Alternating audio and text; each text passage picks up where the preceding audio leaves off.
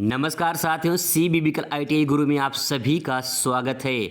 दोस्तों, अगर 2024 में आप ITI करना चाहते हैं तो थोड़ा सा इस वीडियो को देख लीजिए। बहुत लोग के मन में सवाल होता है कि क्या ITI के साथ 12th कर सकते हैं या नहीं कर सकते हैं, और इसके बाद जो है क्या ITI के साथ ग्रेजुएशन या फिर जो है BA BSc BCom कर सकते हैं या नहीं कर सकते हैं। तो दोस्तों, आज की इस वीडियो में पूरा सही सटीक जानकारी आपको बता देंगे। अगर आप एक छोटी सी गलती कर बैठते हैं तो भविष्य आपका खराब हो सकता है। इसीलिए करने से पहले नियम जान लीजिए कि क्या नियम है, कैसे किया जाता है, कर सकते हैं या नहीं कर सकते हैं। पूरा डिटेल में दोस्तों बता देंगे, कहीं भी आपको भटकने की ज़रूरत नहीं पड़ेगी।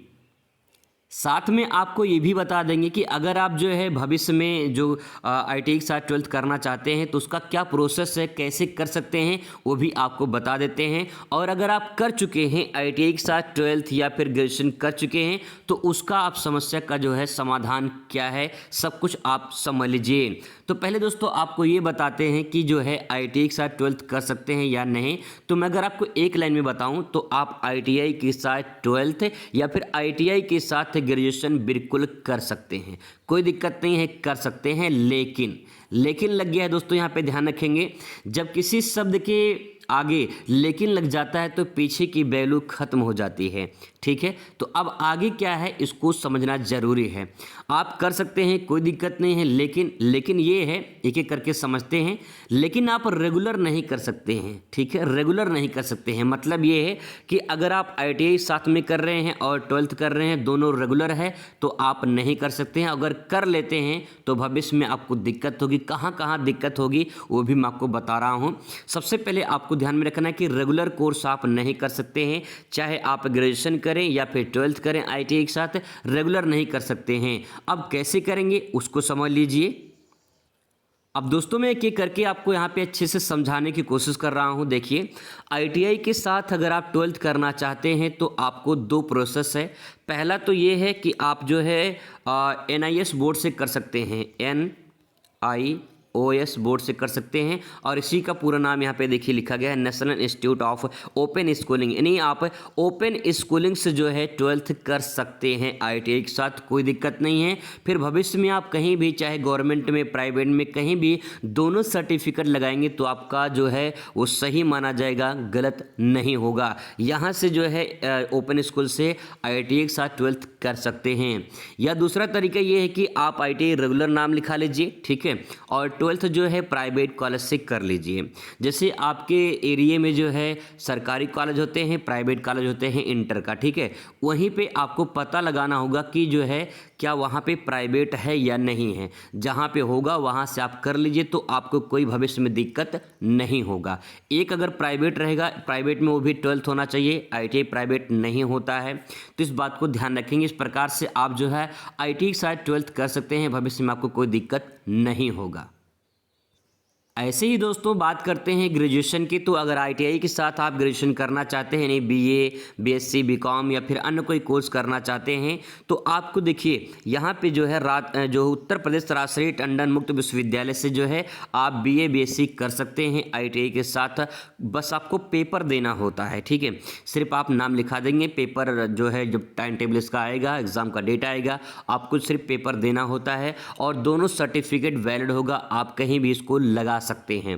पहला तो ये हो जाएगा। दूसरा हो जाएगा प्राइवेट कॉलेज से। जो भी आपके नज़दीकी में कोई डिग्री कॉलेज है वहाँ पे आप पता कर लीजिए कि क्या वहाँ पे प्राइवेट है या नहीं है। तो प्राइवेट होगा, फिर आप क्या वहाँ पे जाके आप कर सकते हैं, अपना जो है नाम लिखा के फीस वगैरह पे करते रहेंगे, सिर्फ आपको एग्ज़ाम देना होता है।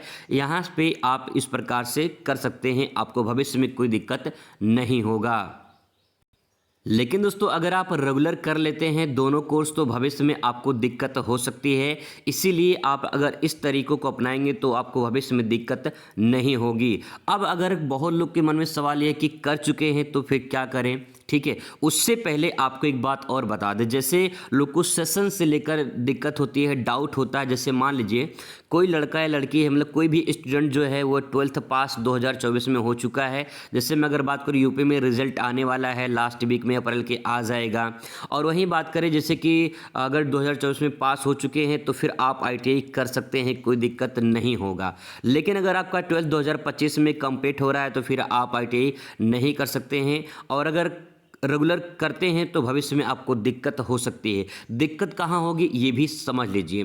देखिए, अगर जब भी कभी आप प्राइवेट कॉलेज पे प्राइवेट से जो है मतलब प्राइवेट कोई जॉब करते हैं तो वहाँ पे आपको दिक्कत नहीं होती है।